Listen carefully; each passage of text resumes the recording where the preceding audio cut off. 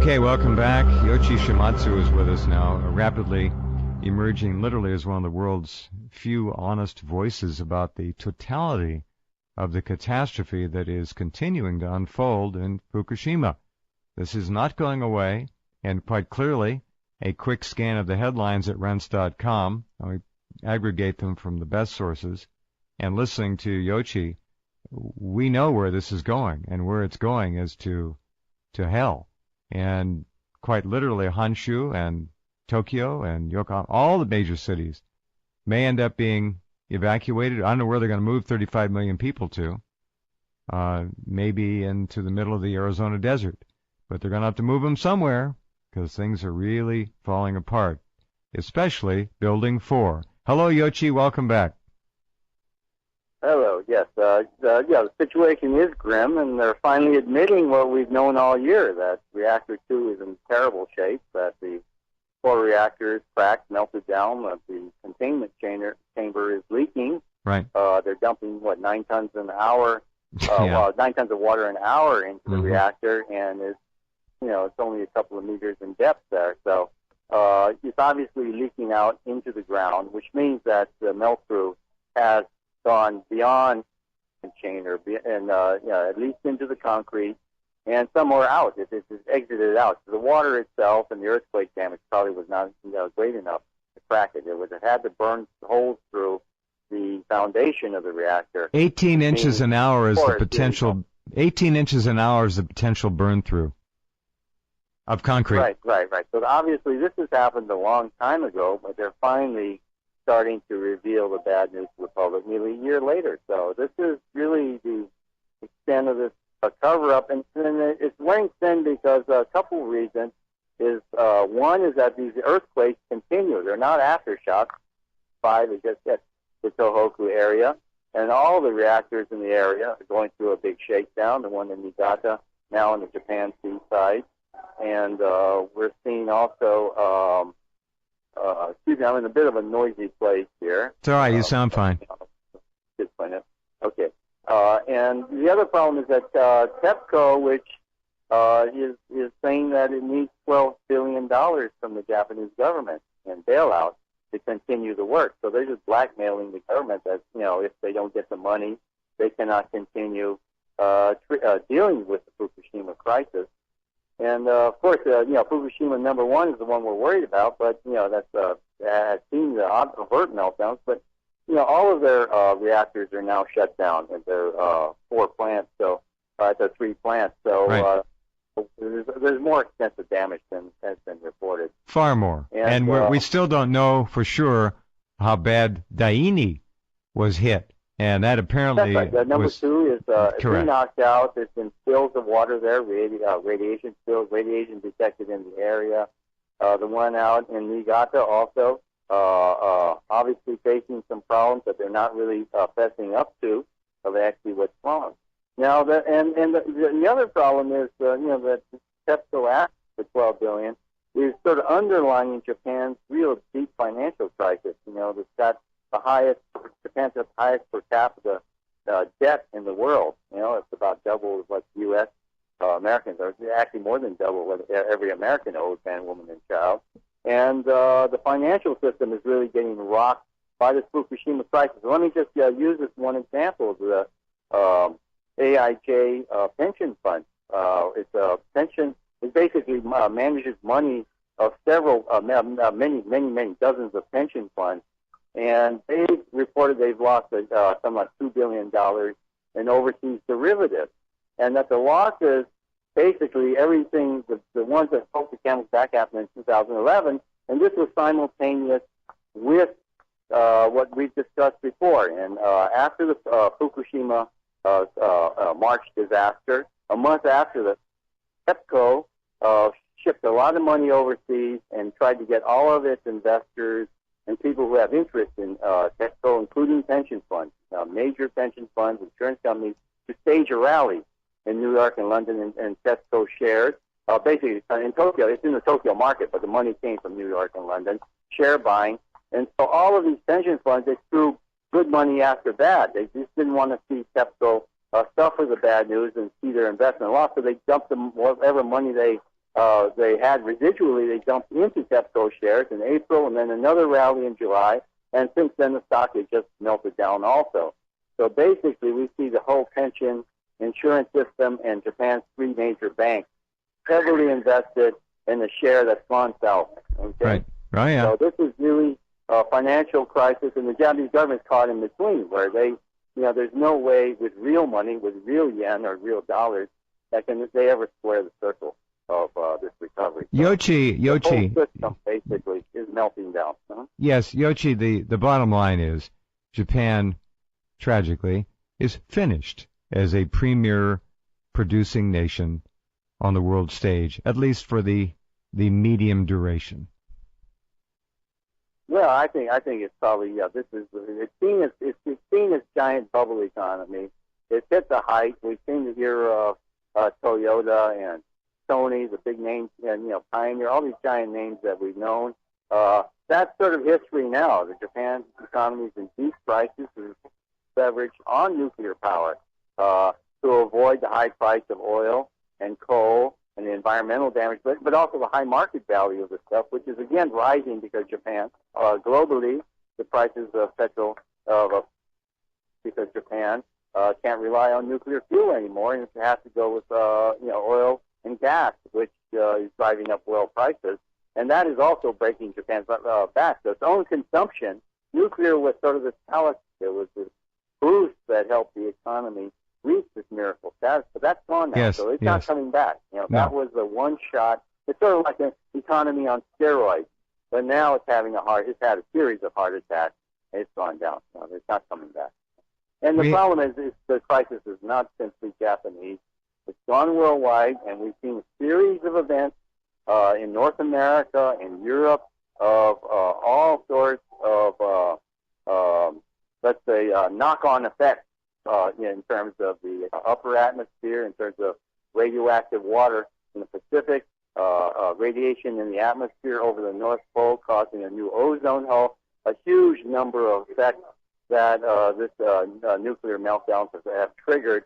And those don't look like there's any way to get a hold of them. And the American government is not talking about the sort of semi-secret projects, the mega projects that it's launched to try to counter these effects, but they've happened.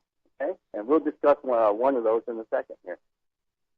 The idea that... are you there? Can you hear me? Yeah. Okay. Yeah, no, I hear you fine. So the most recent one happened a week ago Sunday. Mm-hmm. It's called ATREX, mm-hmm. Anomalous Transport Experiment, in which 5 rockets were shot within 5 minutes off Wallis Island on the East Coast by NASA, and it shot up into the atmosphere, and each rocket left a trail of a chemical called methyl aluminum, which basically combusts in the air, makes a cloud-like formation, and then creates aluminum oxide in the air, which is a reflector. It's not magnetic, but it reflects electromagnetic and electrical matter, like ions from the sun. And basically what they're doing is trying to create a shield 60 miles up in the air, in the upper atmosphere, against these solar flares, and also they're trying to cut HAARP in half. This is one way you can stop HAARP, which has been transmitting these Fukushima protons, these radioactive protons all around the world, and particularly into the Australia area. They're trying to create over the United States and Europe, over the Atlantic, okay, to offset these effects that Fukushima and this ozone hole has triggered. And basically, I think you reported a lot of this closer to the ground in the atmosphere, and you call it chemtrails. These are chemtrails 50 kilometers up. In other words, they're much higher than the stuff that we see that they're spraying over the United States, Europe, and wherever they have secret military communications facilities. So this is happening. NASA is doing it. You can look it up on the web. They have not talked a lot of around the NASA site to find out about it, but it's happening. So we've got chemtrails 50 kilometers up, and this will explain a lot of what has been happening, why people are afraid of chemtrails. And aluminum, we know, aluminum is not very good for your brains, right? We talk about Alzheimer's disease, yeah? Nerve disorders. We know that if you ingest it by breathing, it comes in your lungs, and gets right in your blood. Well, not only that, Yoshi, but on your brain, the average deodorant in this country contains aluminum hydrate, aluminum I've forgotten the exact name, but they're aluminum derivatives, and they're primary ingredients in deodorants. So you put them on, it goes right through your skin into your bloodstream, and over the years, it's bioaccumulative. The ionize become free-floating radicals, and they'll bond with whatever's inside your body. Yeah. So this, what we're saying now, they're doing this in the upper atmosphere, and they're desperate attempts because they're very, very desperate. They're really worried about these solar flares coming in the fall. Like I said, the ones so far have been very small. You've seen these gigantic green, very, very bright green, not blue, not white, but totally giant blobs in the sky in the northern lights. And this is, I think, really scared them. And then we discussed a couple weeks ago, a lot of satellite transmissions were knocked out. They had to take all sorts of emergency precautions to keep the entire North American and European grid from coming down and from nuclear stations being knocked out. So, and the worst is yet to come in the autumn. So, the situation is really, really teetering on the edge everywhere. So this crisis is not just Japan. Japan is finished, but this could just suck down everything. It's a black hole that can suck down all of the North countries of the Northern Right, right. Canada and Europe. What continues to amaze me is that TEPCO goes home on the weekends. They shut things down at the plant. Nobody's working on Saturday or Sunday, and Building 4 is noticeably leaning further and further, and the spent fuel pool at any time can crack open. That steel, the integrity of that steel has to be diminishing by the minute. Has to be. Yeah, well, basically, I think what TEPCO is doing is that these workers are fatigued. Anyone with the skills of nuclear engineers and all, they're getting overexposed. So the fans are running out. They're running out of people. Now, I know throughout Southeast Asia, even though there's a massive recession in Japan, they're recruiting Asian workers to come to Japan. There are a lot of job fairs, and they're not. I'm right now in Indonesia. There's job fairs there, and in Thailand and the Philippines. And these workers are not being told what their destination is, what their job is going to be.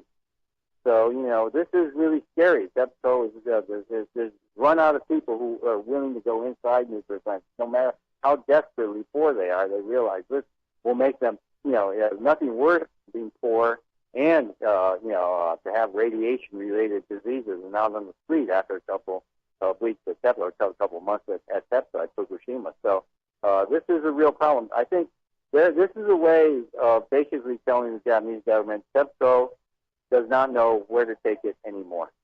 That basically this is all they can do is pour water, and someone else is going to have to come in with a solution. And the Japanese government keeps tossing the ball back to TEPCO. So this is, it's neither side has got a handle on it. No one really knows what to do at this point. So the meltdowns will definitely continue as long as these earthquakes continue, which it looks like. And all the seismologists have been predicting, there's going to be more earthquakes, volcanic activity.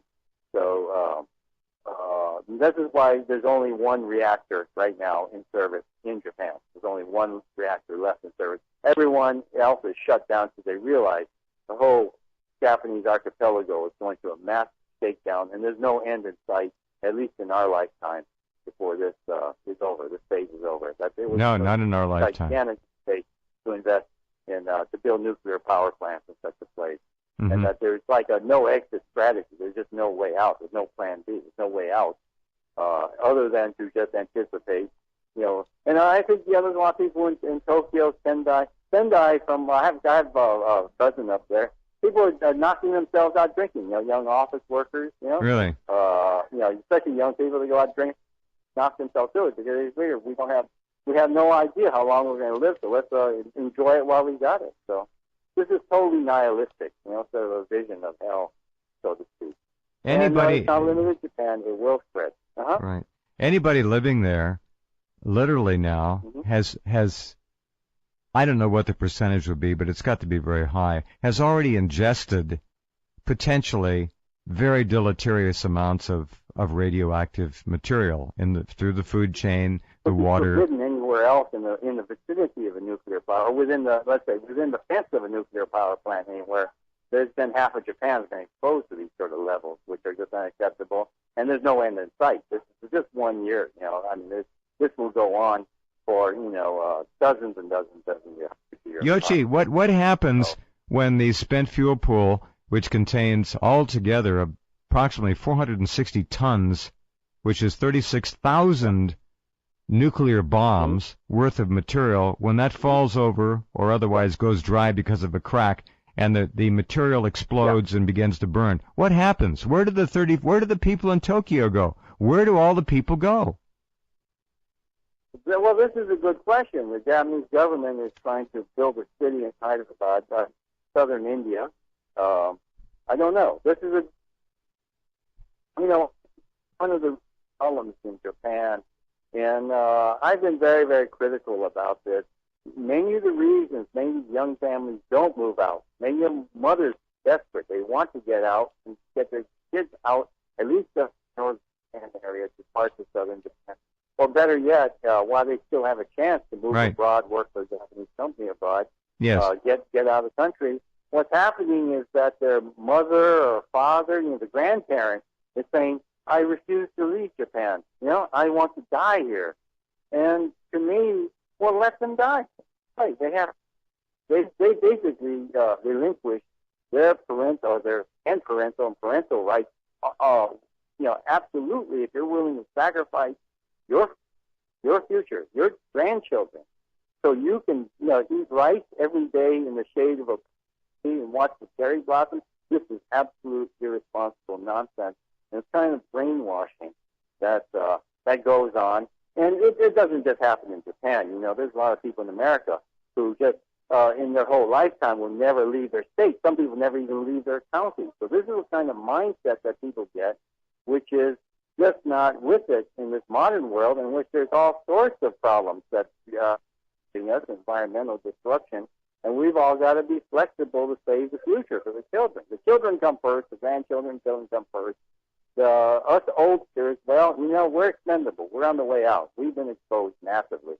So, we've had very primitive forms of medicine, X-rays, all kinds of awful drugs, deodorants, like you say, with we're goners, but we have no right to condemn the future. And this is, I think, a real dysfunction, especially in very conservative parts of northern Japan. I've been told this by some of the Japanese people.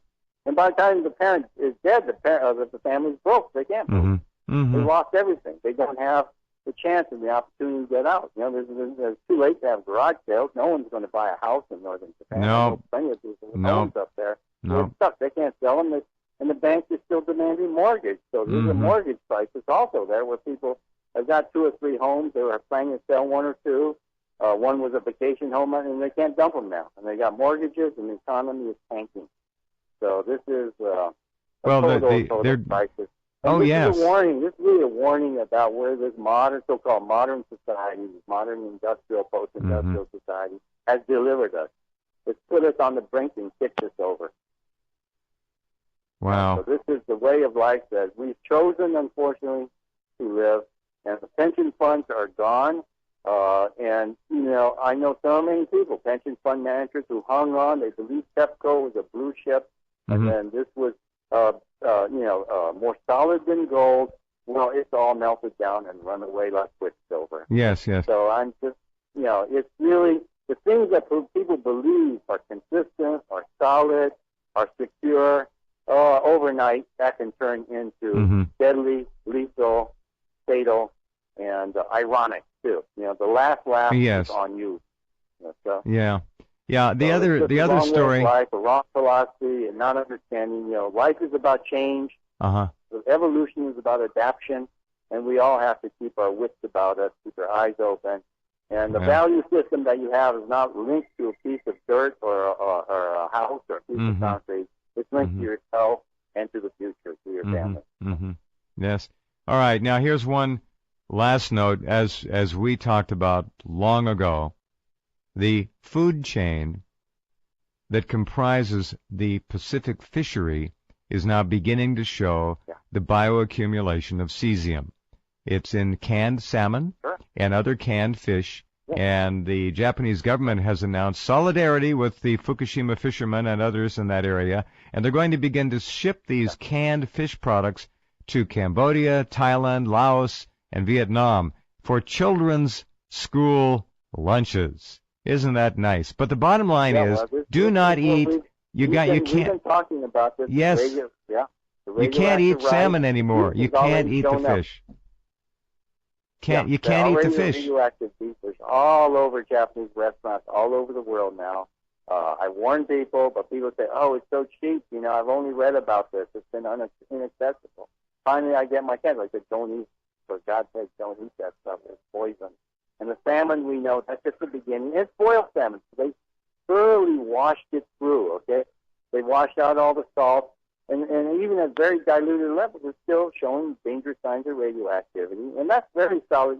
Salmon is real protein. That's the stuff that goes right. That vegan goes right there into your muscles. You eat the salmon, and in a couple of hours, it's forming. As let's say long distance runners and athletes, that stuff goes right. It's like you just sucked in by your body. And what's the most important, Yoshi? What is the most important muscle in the body? The heart.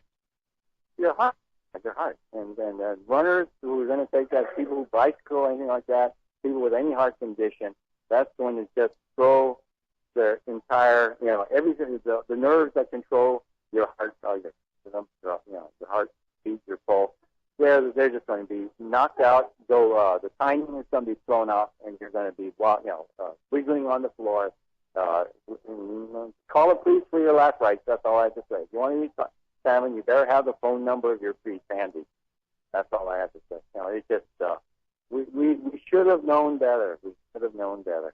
And still people hang in there. Still people believe, oh, it's a great sale. Oh, wonderful sale. Foods and they just don't get the point. It's toxic. It's poison. The criminality of it is really off the scale, and the sending of these foods knowingly to young children, and the fact that they're making Japanese children even eat them. I mean, it's all madness. It shows where we have sunk this as a species. A system that puts investment, stock shares, blue chips, pension funds, insurance plans against way ahead of the life of children, the health of children, of the life of yourself. And people would rather die than see the Tokyo Stock Exchange drop 10 points. I mean, this is madness that they, it's a kind of brainwashing. We talked about globalism before, the globalist system. Well, this is just the very heart of it, The guy who pokes on a hot dog at the racetrack, right? This is the globalist system. And watching a horse, something as ephemeral as a horse run by is more important than his own life. We've really lost sight of everything when that has come. And that's what Japan has done as a society. And it's very, very difficult, to come up with remedies, to come up with, ways to help recovery when people are going to be that short-sighted and that far off the major priorities of what life is all about. It's very, very hard to help those who don't want to help themselves. In fact, Yoshi, the species, as it is constituted right now, has failed.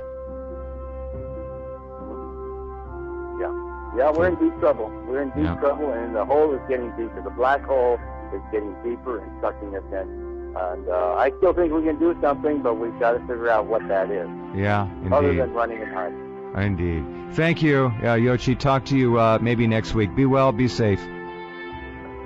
Okay. All right. Yoshi Shimatsu, and he's in Indonesia tonight. Over there, it's tomorrow. All right. Thank you for being here. We will be back with you tomorrow night on Tuesday already as we move into the first week of April. Have a good day tomorrow. Tomorrow night, George Filer will be here. Filer's Files, wonderful George. Dr. Bill Deagle and David Paulides will be here tomorrow to talk about his Eastern United States version of his two-set series on all those missing people in our national parks. It's a fascinating subject. All right, we'll be back tomorrow. See you then.